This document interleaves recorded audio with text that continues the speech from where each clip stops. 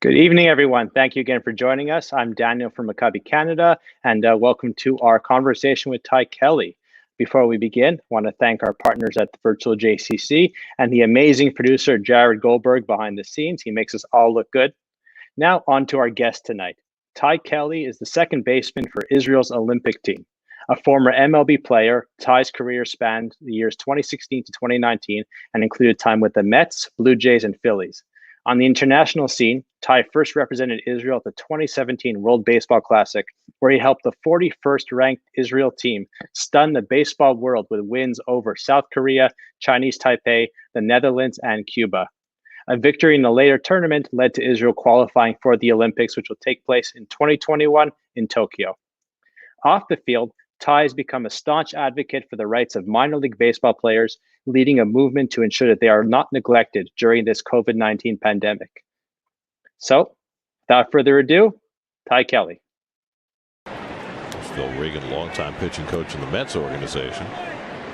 3-1 coming, and Kelley hits one deep to right field, headed toward the wall. It's out of here! Ty Kelley with his first major league home run. A two-run shot for Kelley ties the game.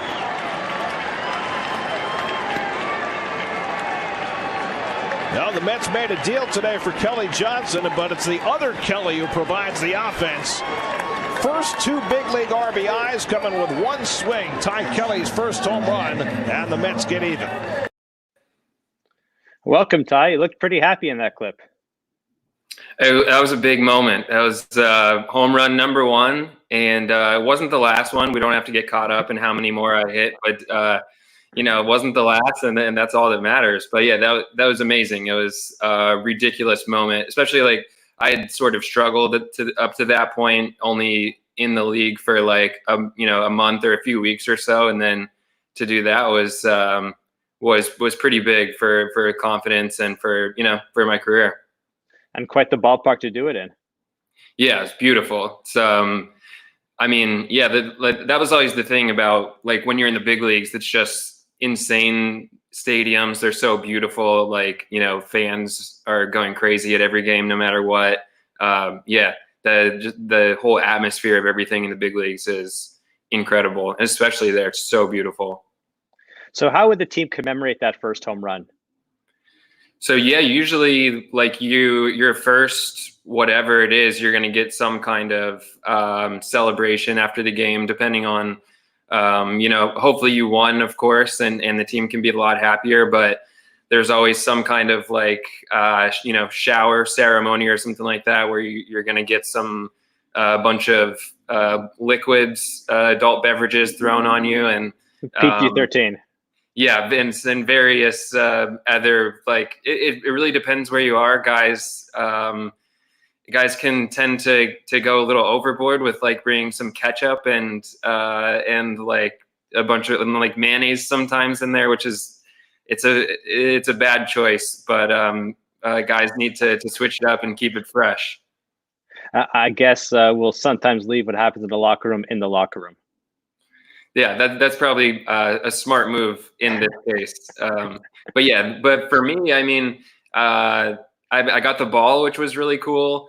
And then, and just a lot of congratulations from the team, which is I got the silent treatment also. If you'd noticed that was sort of what I was like fired up about was, you want to experience all of the things that you see all the time. So when someone gets their first home run, a lot of times they'll get the silent treatment from everyone. And then, like 5 seconds later, everyone will come over and give you a big congratulations. So yeah, that was a really cool moment. So when the ball left your bat, did you know it was gone immediately? Did you take a moment to realize what was happening, or were you just fully in the moment? I think I knew that it was gone. I hit it well. And it's not super deep to right there or anything. So especially like with big league balls and the way stadiums are set up, when you hit a ball well, it's going to go.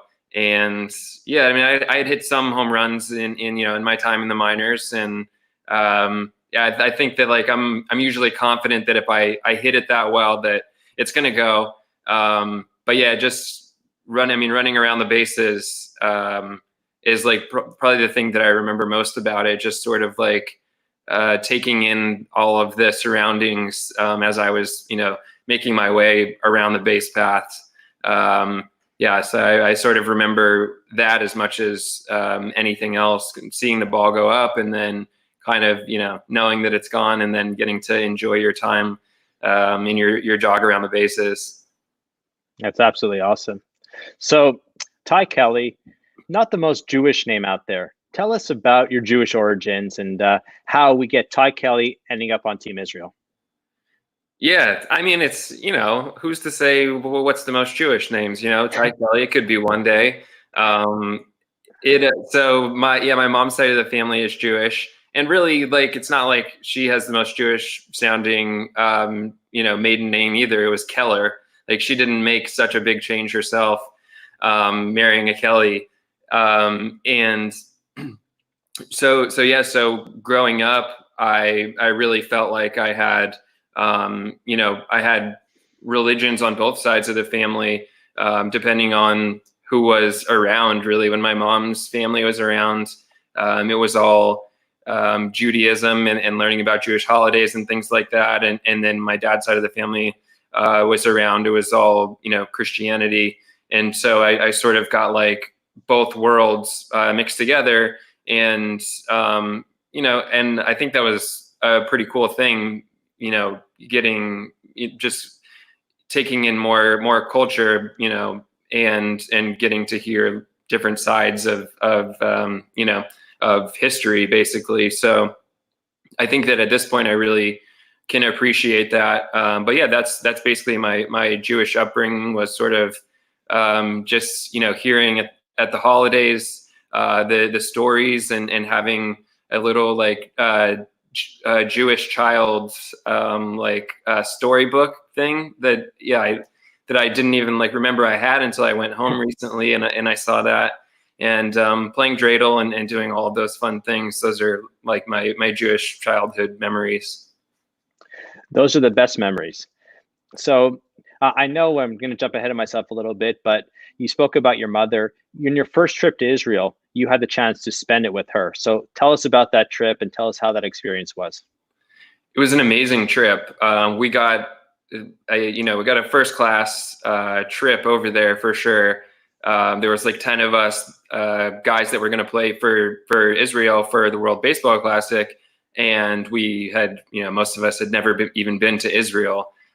So we got basically a crash course, a birthright trip, in like 7 or 8 days. And we just crammed everything that we could in, kind of like a birthright trip. And, of course we got to stay at like the best hotels, in Jerusalem and in, Tel Aviv. So it was a very easy trip also. But taking my mom was amazing because she had never been. And I think that, we were both very appreciative of the opportunity. One thing to be able to play for Israel, but the other to be able to go take this trip, for free to Israel and learn about both of our heritages,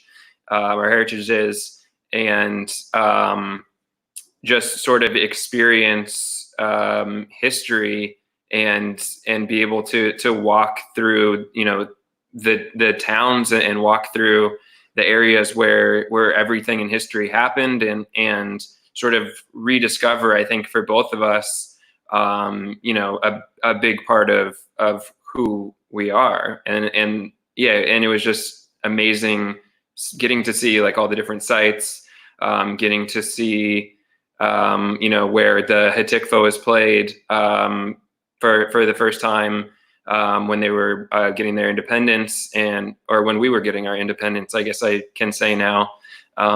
There's just so much history, and it was just, I don't know. I love history. So I'm like nerding out over just like how amazing it was. It's fantastic. And of course, that trip was a precursor, as you mentioned, to the World Baseball Classic. So before we jump into that, Jared behind the scenes has the trailer of the incredible documentary yet to play, which you might have seen once or twice.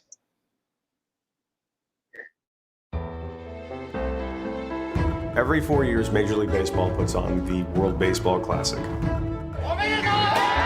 The baseball equivalent to the World Cup. It gives us a chance to see the best players in the world. When I found out Israel was going to have a team, I thought it was a pipe dream. I never thought it was going to happen. We've got Zide, we've got Baker, we've got Bleish. Everybody needed to be Jewish, so there's no big name recognition. Jason Marquis, he was in Disneyland with his kids. He said, you know what? I'm looking to make a comeback, and maybe this could be the comeback. We all have a chip on our shoulder. I'm very excited. Should I look at you or should I look up there at the camera? Mike Davis with a drive deep to right center field. One thing about playing for Israel, Mazel tov. a lot of people don't like Jewish people.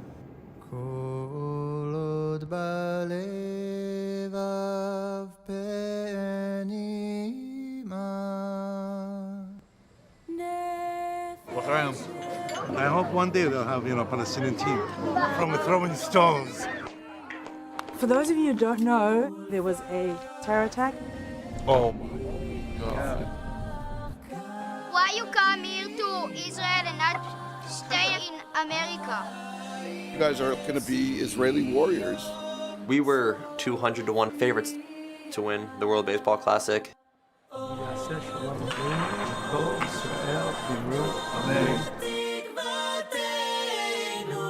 For Team Israel, it's a chance for the underdog to get a crack at the big dog. It's not about my career. You guys aren't unknown anymore. It's not about any of our careers. And you thought all our people could do was finance. It's about something bigger. Can you please explain what the mensch to your right is? That's Jerry Weinstein, my manager. Oh, this.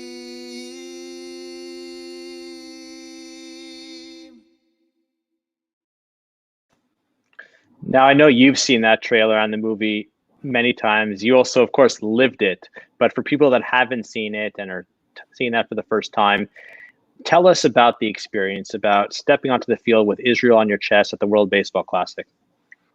Yeah, it was amazing. And yeah, I as you know, I have seen the movie far too many times at this point, from traveling around, where we met for the first time in Montreal, able to watch it there, which was great. It's always great every time, getting to see the different crowd reactions to the games that we played in it, and finding out like if people in the audience that day are going to connect more with the baseball aspect of it or more with the religious aspect of it, is always such a cool thing, and makes it worthwhile. No matter how many times I've watched it, that makes it fun for me. But it was such a huge thing. I think that we all realized the more that we played and the more we had people, rallying around us, was what it meant to people outside of just the baseball community. People, whether from Israel, whether from America, from other places, who have Jewish heritage, who don't have Jewish heritage, people that were, that rallied around us as a team and what we stood for. And that was such a huge thing. And I think that, it's that sort of the big symbol of the whole thing is being able to wear the Star of David proudly, on our chest, on our sleeve, on our hat, and having all of those same people want to, buy that hat and be proud of, being able to wear that, and just how far things have come for that to be able to happen, over the last 70, 80 years or whatever, the change in what wearing that symbol meant, in the Holocaust and around that time, to being able to wear it proudly now, and for people of, different religions around the world to be able to wear it, and to be able, to just be for it to just be a common thing and not be a stigma, but be something that's cool. And for, especially for Jewish people to be able to wear it proudly is amazing. And it's, it's more than I ever thought my career would amount to. So yeah, it's just amazing to be able to be a part of that and to be able to wear it proudly and to be able to, be a source of pride for people. And that goes, far beyond baseball and far beyond what the rest of my career ever stood for. Jews around the world are cavelling for the success of Israel baseball. So not only did it start in 2017, but you continued in 2018, 2019, winning the tournaments you had to win. And now Team Israel is one of 6 teams to qualify for the Olympics. So take us back to that moment when you guys qualified, and what was the atmosphere like in the locker room after that? It was unbelievable. There was a lot of Omer Adam being played, a huge Israeli pop artist, I guess is probably the best way to describe him. So it was just such an amazing experience to be able to go to the qualifiers at all, and for the journey of the team to come from the B pool, getting through Lithuania and Bulgaria, and then when I joined the team in Germany and then over to Italy, it was such a long journey for a lot of the guys, and everyone on the team has this special bond, and everyone is on the team because of their Jewish heritage. So it was just such a crazy like experience to go for all summer and not really sure like what's going to happen with the team. You're not sure how well the team's going to do, and then you end up we got to Italy, and we ended up beating all the teams that we had to, the Netherlands, beating Italy, beating Spain, and all like very good teams.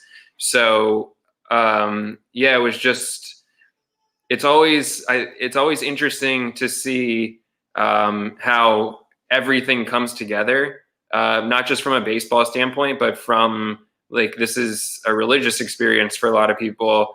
We're all citizens of Israel now. So it's more than just baseball.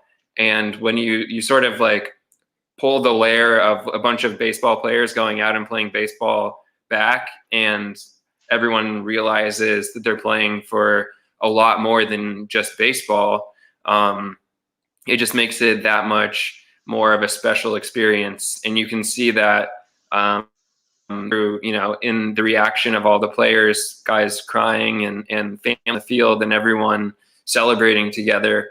It just shows, I think, what it means to everyone beyond just us winning a baseball tournament. Of course, but it was the precursor for the biggest tournament in the world, the Olympics, that were supposed to take place this summer. And as we all know, due to the pandemic, they're delayed. So taking from the question, actually from my wife, how is the Olympics being delayed affecting you, both from a training perspective and a mental perspective? Well, I'm doing okay. I'm just thriving here in my apartment every day, just trying to stay ready, physically and mentally. I did an orange theory class today for the first time, and it went well. I'm in good enough shape to complete one of those, so it's a good start. I've got some weights here. I've got some 25 and 30 pound dumbbells. And I have some like a band set also. So that's really the way that I'm staying in shape right now. Obviously, I have a long way to go until the Olympics comes around. So it's very interesting. A lot of the guys on our team already were, either at the end of their career or already out of baseball, that came back to try and, make a push at the Olympics. And so there's a lot of guys on the team that are going to have to, myself included, who are going to have to figure out how to play next year, what the landscape of professional baseball will even look like by next year. And it should be interesting. But I mean, everyone is still really excited about it. It's just it almost doesn't seem real still. It's like it was supposed to happen. Now it's it's pushed back, and then everyone is like, we just want it to happen. So we're going to be ready for sure. But it's a long ways away. And also I just started like really learning Hebrew for real. So that's exciting too, I guess. I had been learning Japanese for a while because I expected to go to Japan, and then so now that's pushed back. I had to make a decision a couple days ago whether I was going to commit to like a full year of learning Japanese for the week that or 2 weeks that I'm going to be there. And I was like, I'm just going to learn Hebrew. Like, I just learn Hebrew. So can you answer the next question in Hebrew? Oh, definitely not. This question on the screen here? Either this question on the screen or the other one I've got teed up for you. Okay, yeah. So I'd like to know, so you mentioned that a lot of your teammates are at the end of their career. Do you expect turnover on the Olympic team, or do you expect to add younger guys because of this, some minor league standouts, or how is that going to affect the actual roster? Right. Yeah, I definitely can't answer that in Hebrew. I would love to be able to, next time I come on, maybe I will be able to answer in Hebrew. But right now, all I can really say is like, I eat bread, or like he drinks milk, stuff like that. So I'm pretty solid with those, but I'm only 2 days in, so it's kind of a lot to ask. But I don't think the roster is going to change too much. I think that at this point, I mean, we added Ian Kinsler recently, which is huge. And, barring any other players like that asking to join, I don't think that the roster is going to change much. I think that it's a very delicate thing because, the guys that got us here, they're the guys that got us here. So there has to be something for that, for those guys. And I mean, but at the same token, everyone wants to win a medal. That's the goal, So it's very delicate, but I do think that where our roster is at now, as long as all the guys are healthy and playing and everything, that this is what we're going to go with, and we're confident that we can take home a medal. It was in an article recently, one of your former Major League Baseball players, Bryce Harper, mentioned that he'd love for professionals to play in the Olympics. So what are your thoughts on that?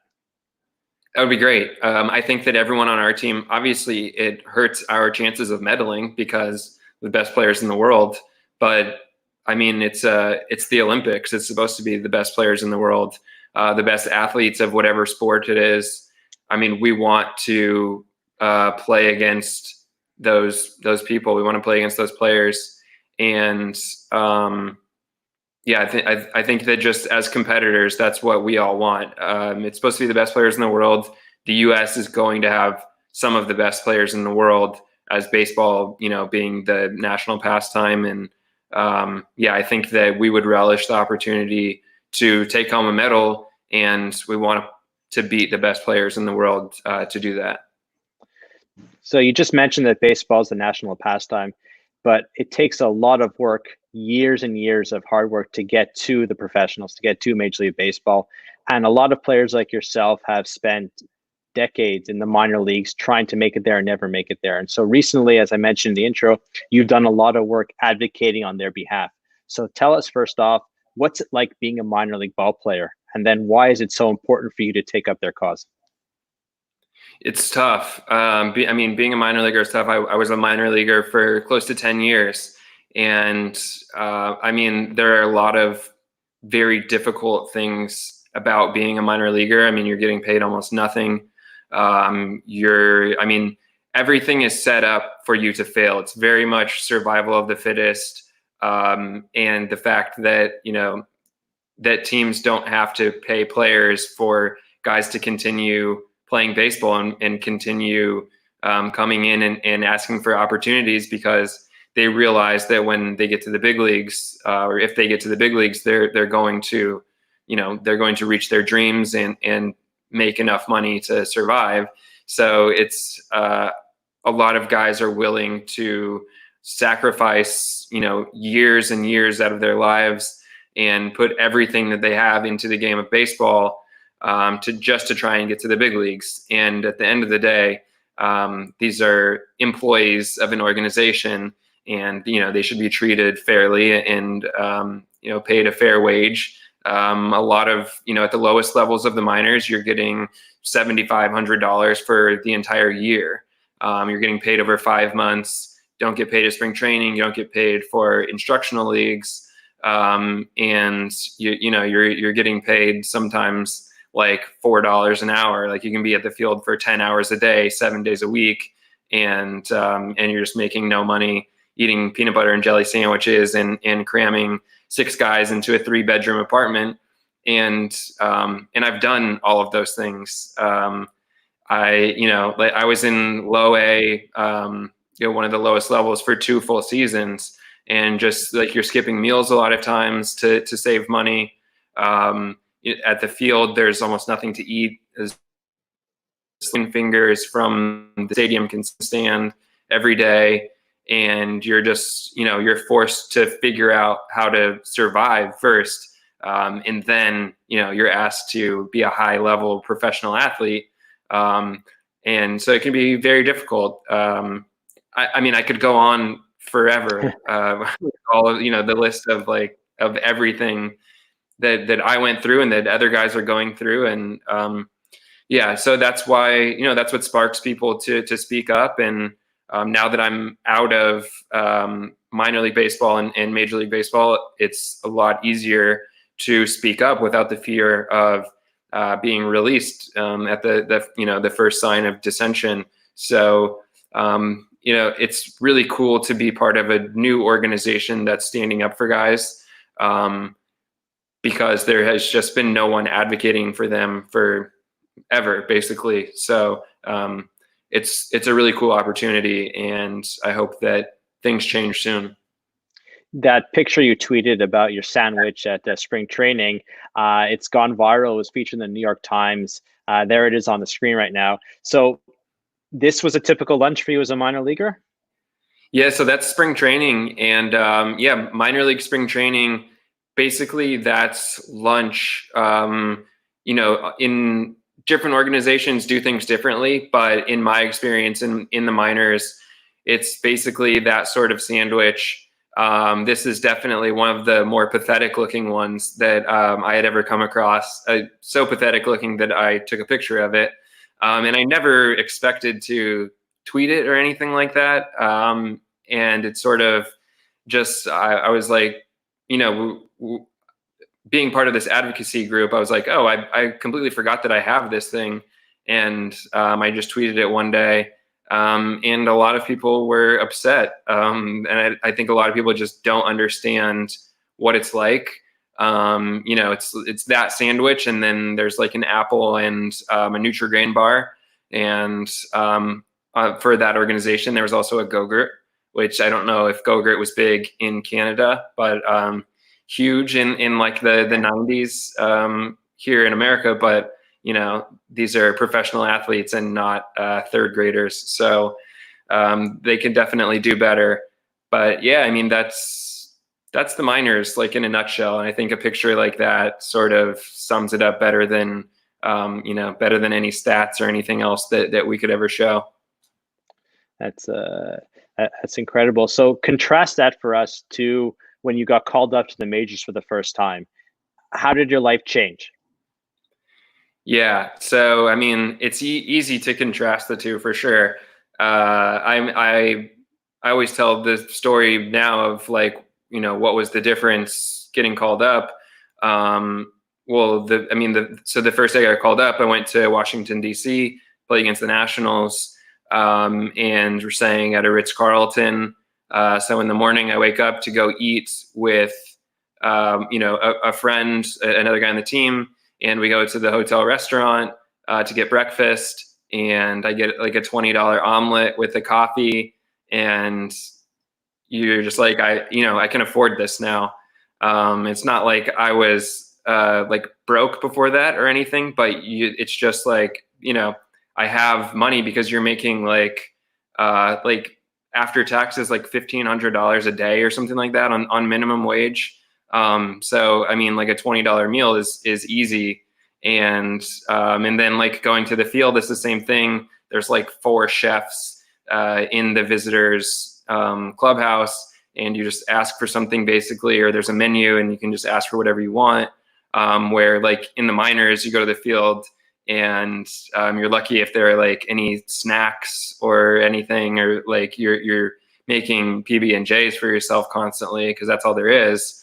So it's just a huge, like everything is the complete opposite end of the spectrum from the minors. And yeah, I mean, especially like at home, like when I first got called up with the Mets too, the spreads that they had were ridiculous. Like it's an embarrassment of riches, of like steak and lobster after games and different cakes every day. And yeah, it's such a different lifestyle. And it's very addicting to show up to the field every day and see like 3 different sandwiches that you can choose from, and different like 3 styles of chicken wings, and then like I said, after the game, a bunch of cake and stuff, and yeah, it's just ridiculous. And for those who aren't really familiar with the intricacies of any sport, I mean, the food is your lifeblood. That's what keeps you going. So you need all of these proteins, all of these sugars to make sure that you stay in the shape to play professional ball. So, of course, that's a huge contrast. Yeah, Speaking of your time, I like that you're justifying the sugars with the different types of cake there. I don't know if that's necessary, but a lot of the other stuff for sure. Trying to make you look good. Speaking about the Mets, Dylan O'Shea asks, how does it feel to be the last postseason-based hit in Mets history? It feels really cool. It's such a I mean, it was so long ago now, like 2016. Yeah, that's a long time in sports years. So it's really cool to still have that. Obviously, like it's inevitable. It's going to be broken one day. The trivia question right now, but it is really cool. It's cool to have a moment like that in my career, because there's so many good players that don't get to the postseason, and I did it in my first year. The fact that I was on a really good team, getting called up in the middle of the year, and then helping at least a little bit to get to the playoffs, and then just the fact that I got into the game too, and as a pinch hitter, you're only getting one opportunity to get a hit. So very cool. Also, was against the Giants. I grew up in Northern California, so all my friends are Giants fans, which was insane that they're all going crazy for the Giants. And then they talk about how they're in like a San Francisco bar, and I get a hit and they go crazy, and everyone's like looking at them like they're out of their minds, and they're just like, don't, like, he's our friend, like don't worry about it, like, you're still rooting for the Giants. Yeah, there were so many cool things. And then I guess like one last thing that's really cool about it was like before the game, so these rosters in the wild card games, they don't include any of the starting pitchers. They'll include like one starting pitcher who's starting that day. And then they can load up, the other spots on the roster with guys like me, like utility guys, and, maybe an extra bullpen guy or something. But it's only a 1-game roster, so you set your roster for that. So they basically told me that the only way I was going to play was if I pinch hit against George Contos, a righty, or Will Smith, a lefty, and then like neither of them had to come in. Bumgarner went 9 innings, but it was, so it was even crazy. Like I didn't expect to play. They told me I wasn't going to play. And then to get that opportunity and succeed is, it was insane. That's awesome. That's so very, very cool. Not as cool as the Olympics, I hope, but that's still incredibly cool. Touching on, you just mentioned the Mets and the postseason. We'll take it back to today. So the MLB just released their proposal for a potential season starting on the 4th of July. It includes 14 teams in the postseason, so expanded postseason, 30-man active rosters, and an 82-game schedule. So tell us about your thoughts, and what do you think of the prospects for an upcoming season? Well, I mean, I think as long as they can ensure that they have all of the health precautions, taken care of, then it's great. But obviously it's very difficult just knowing what they're going to do if someone tests positive at some point, how they're going to handle that, like how they're going to ensure going in that everyone's safe, all of the travel or whatever else that goes into it. I think at the end of the day, like, of course, everyone wants baseball to come back. We want sports to be back and everything to be normal. But, we don't want to sacrifice lives or the health of, families or anything like that to get there. So, hopefully they've done their due diligence with all of the, the health precautions. And as long as they can, figure out all of those things and have good systems in place, ready to go, then I think everyone will be on board with it. But, these are human beings at the end of the day, and they have families, and, they want to be there for their families to be able to support them, especially in the middle of a pandemic. So, yeah, I mean, I think we have to care about the health of everyone first and foremost. And then once we have figured that out, then baseball will be back and we can get back to enjoying it. How would you feel if you're would be given this proposal as a player? Would you feel comfortable playing? Would you be on board with it? Well, like I said, like I know that I saw Sean Doolittle had a really good Twitter thread of things that he's looking for in the proposal, and just like I was saying, just making sure that all of the systems to ensure everyone's health and safety are in place, then everyone is going to be on board. So at this point, like, they can set dates and things like that, but they have a lot of other things to figure out. So, I mean, I don't have a family like that I would have to be with all the time, as far as like wife and kids or things like that. So I know for a lot of the guys, that's a big factor in whether or not they want to get things going, is just ensuring that they can be around their families and ensuring that they're not going to put their families in harm's way. So just to clarify, we're now talking to a Olympian who is Jewish and single, for everyone watching at home. Yeah, absolutely. We can kind of talk more about that throughout it also. We'll just every once in a while, like if you want to put up like my dating app profile, that works too. Living in a nice apartment in Los Angeles. Well, yeah, it started out nice, but now it's an absolute disaster. Since I am just in here all day, every day, things just begin to accumulate all over the apartment. Fortunately, you guys can't see, the floor in front of me, because it's a series of T-shirts that I'm selling, and that I, of course, am selling right out of my apartment here. So, so everything has accumulated over the last couple of months. So I'm glad you actually brought it up with the T-shirts and the sweet potato ties. Talk to us about the shirts. Talk to us about how this started and how important it is to you. Yeah, so it started as a tweet, and it's now a shirt, which is insane. The cool thing about fulfilling the orders out of my apartment is I get to see where everyone is from. So I get to see like people ordering from all over the US, and people, talking to me on Twitter about wanting orders in other countries and things like that. And it's crazy to think that like this thing that I tweeted that I ended up putting on a shirt, that people are buying it.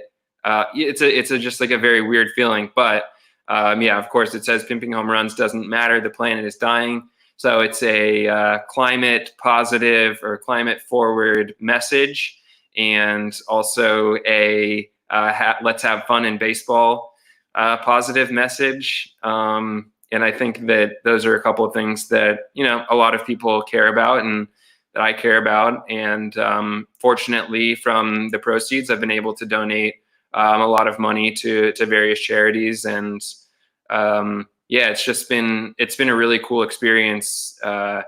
Just starting with a tweet and then being at this point and able to hopefully do something positive for various charities and for the planet. That's incredible. So where can everyone listening get these t-shirts? Shopify. Yeah, or you can just go to one of my social medias, or you can go to, it's like shopify.com and then look up Sweet Potato Ties. That is what I chose for the website name. And yeah, or you just go to one of my social media pages, Ty Kelley 11. And yeah, and the links are on there, and you can order one up, and yeah, and I can send it out very quickly because they're all within my reach right now. That's amazing. And Jared, behind the scenes, will make sure that your social media will be scrolling on the bottom any second now. A question from Jordan online. Ty, what is or was your greatest baseball accomplishment to date? Greatest baseball accomplishment. I mean, I think it's probably got to be, getting to the Olympics is, I think that like that, as far as from a team standpoint, has to be the biggest baseball achievement.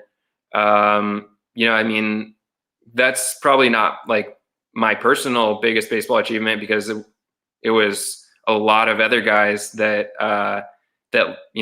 helped us get there.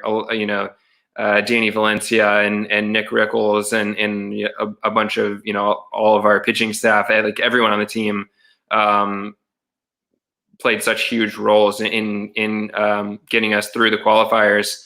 But I think that's got to be, like, from a team standpoint, the biggest accomplishment. It's just, yeah, it's the Olympics. Like, it's such a huge thing.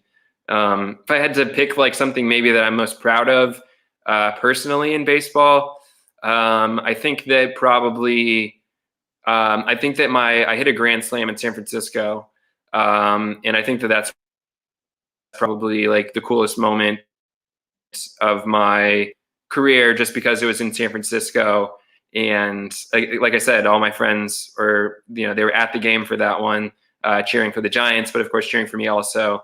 And then like having family at the game. Yeah, I think that was probably personally like the coolest experience as far as like atmosphere and just having family and friends at the game. Was that home run a splashdown? No, unfortunately not, which would have been really cool. I hit it in like the perfect spot for it too. I hit it pretty much right down the line, but it landed on the deck or whatever, wherever that like one strip of stands are, but still very cool. Definitely. So Howard actually wants to know about Eric Holt and how he's impacted your experience on Team Israel. Yeah, he's our fearless leader, and he's been great. I think that he did a really good job at taking the new players, especially like when the other guys I mentioned, Danny Valencia and Nick Rickles, Benny Wanger, and myself, we all showed up in Germany, and being able to manage, a changing roster, and guys like a guy like Danny, who's got 8 years of big league time, and just being able to manage a very like diverse group of players as far as like baseball experience, and guys that have only been in the minors, guys that are in indie ball, guys that have tons of big league experience, like managing a lot of different personalities and being able to understand, like what to tell certain players, how far to push on certain players. I think that that's a really difficult thing, and something that he adjusted to very well. He was able to, to listen to the more veteran guys on the team and kind of take a step back from, maybe like wanting to be involved in every part of coaching, because at a certain point, like you have to let your players play. And I think the more that he realized that, like we're all learning together, and I think that that's such a huge part of being the manager, is dealing with your players and knowing like who needs a push and who needs, for you to just be like, I have all my trust in you, go out there and play, you're going to be fine. So I think that Like that's something that he really did well in the qualifiers, and he continues to kind of like manage those sorts of personalities well. Awesome. And we'll turn the question around on Eric because he's our guest next Tuesday night, and we'll ask him all about Ty Kelley. Oh yeah, that should be interesting. Brian, as you see on the screen, wants to know who is the one pitcher, past or present, you would love to face? That's a good question. I think that the first person that comes to mind is Scherzer, even though he's present. Like the fact that I never got to face him for some reason, I don't know. I just wish that I had been able to see how good he is. I played for the Mets. I played for the Phillies. So I was in the same division for 3 spring trainings, and then for parts of 3 seasons in the big leagues. And I never faced him once. I faced Strasburg. I faced Gio Gonzalez. Other guys in the Nationals throughout those years, but I never faced Scherzer, and he's like, I don't know. There's just something about getting to face some of those guys. Scherzer, like Verlander, I never faced. But you watch them from the side, and like obviously they deal every time they go out.